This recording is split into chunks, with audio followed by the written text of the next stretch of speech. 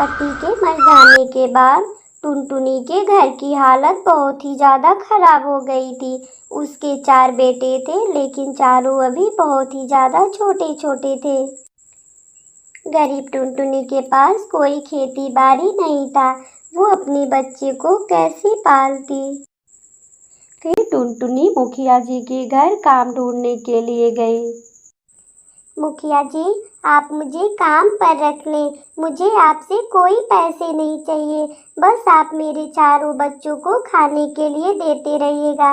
मैं आपके घर के पूरा काम करूंगी। ठीक है टुनटुनी, मैं तुम्हें काम पे रख तो लेता हूँ, लेकिन हाँ, तुम्हारे बच्चे चारों अपने घर पे होने चाहिए, न कि मेरे घर पे आकर परेशान करें। ठीक है मुखिया जी, तो मैं कल से आपके घर काम पर आ जाया करूं।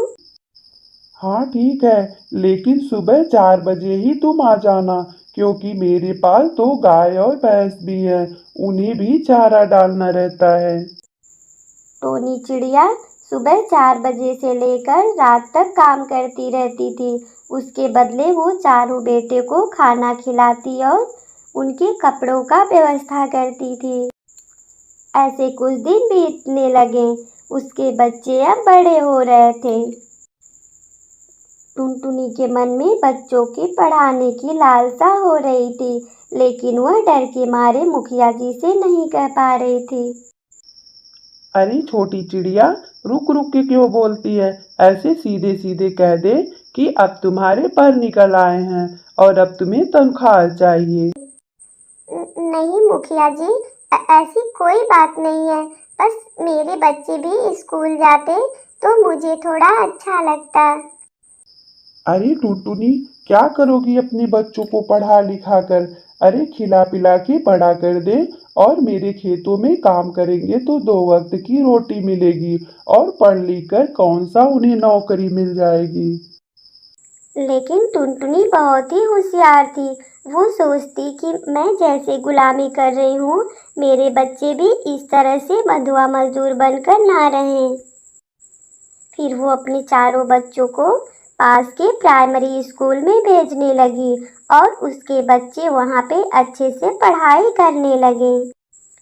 ऐसे धीरे धीरे दिन बीतता रहा।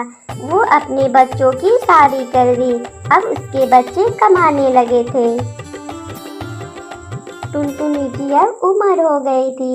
वह मुखिया के घर काम करने अब नहीं जाती थी।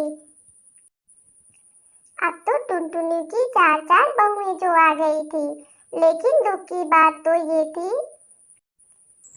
कुछ दिन के बाद टुनटुनी की तबीयत खराब रहने लगी और उसके ऑपरेशन के लिए टुनटुनी को बुढ़ापा होने की वजह से उसके पंख में चोट लग गई थी और उसके पंख टूट गए थे। अब उसे दवा की जरूरत थी। लेकिन उसके चारों बच्चे यही सोचते थे कि मैं क्यों पैसा लगाऊं। इस तरह सोचते हुए टुनटुनी की हालत गंभीर होने लगी और चारों भाइयों में से कोई उसकी दवा के लिए पैसे नहीं दे रहा था। टुनटुनी अपनी गरीबी के दिनों को याद करके बहुत रो रही थी कि मैंने किस तरह से अपने 4 बेटों को पाला और आज मेरे 4 बेटे मिलकर सिर्फ मुझ एक माँ को नहीं पाल पा रहे हैं। ये सब सोचकर टुनटुनी रोने लगती है। टुनटुनी को रोते हुए देखकर उसकी बहुएं चिढ़ने लगती हैं और शाम को आते ही पतियों को उनका दिमाग खा जाती हैं। अरे तुम्हारी माँ तो दिन भर मैं करके रोती रहती हैं और हम लोग को दिखाती रहती हैं कि उनका पैर में दर्द हो रहा है। अगर तुम्हारी माँ ऐसे पूरे दिन रोती रही तो हम लोग ये घर छोड़कर चले जाएंगे। नहीं तो तुम अपनी माँ के लिए कहीं अलग व्यवस्था कर दो। फिर चारों बेटे मिलकर एक योजना बनाते हैं और कहते हैं कि भाइयों, रोज रोज के घर में कलह होने से बढ़िया है कि हम लोग माँ को वृद्धा आश्रम छोड़ आते हैं, और जो भी हो सकेगा हम लोग हर महीने 10-10 रुपए माँ को दे आएंगे। फिर माँ को इलाज के बहाने उसे वृद्धा आश्रम छोड़कर चले आते हैं। कुछ दिन बीत जाने के बाद टुनटुनी को चले जाने के बाद उसके बेटे उसकी खबर भी नहीं ले पाते। बस हर बच्चा यही सोचता है कि अगला भाई तो माँ को पैसे देकर आया होगा, मैं अगले महीने दे दूँगा। इस तरह से कई महीने बीत जाते हैं और टुनटुनी का आखिरी समय आ जाता है। वह अपने बच्चों से मिलने के लिए एक चिट्ठी घर पर भिजवाती है। जब चारों लड़के टुनटुनी के पास पहुंचते हैं तो टुनटुनी उन्हें आखिरी समय में बताती है, बेटा, आप लोग मेरे सगे बेटे नहीं हैं और ना ही मैं आपकी सगी माँ हूँ।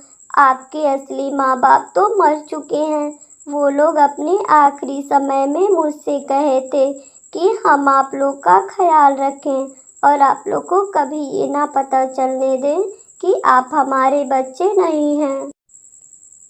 इसीलिए मैंने आप लोगों को पाला था और कभी एहसास नहीं होने दिया। आप चारों लोगों के लिए मैंने अपना घर सब कुछ छोड़कर यहाँ चली आई थी कि मैं आप लोग का पालन पोषण कर सकूं और कोई ये ना कहे कि मैं आपकी माँ नहीं हूँ। इसलिए हमने अपनी घर ही छोड़ दिया। इतना कहकर टोरी चिड़िया वहाँ पे दम तोड़ देती है और ये चारों बच्चे को फूट फूट कर रोने लगते हैं और बहुत ही ज़्यादा पछताने लगते हैं कि जिस माँ ने हमें अनाथ नहीं होने दिया, आज उसी माँ को हमने वृद्धा आश्रम छोड़ दिया। तो प्यारे दोस्तों, हमें अपनी माँ की समय रहते सेवा कर लेनी चाहिए। बाद में पछताने से कुछ नहीं होता है।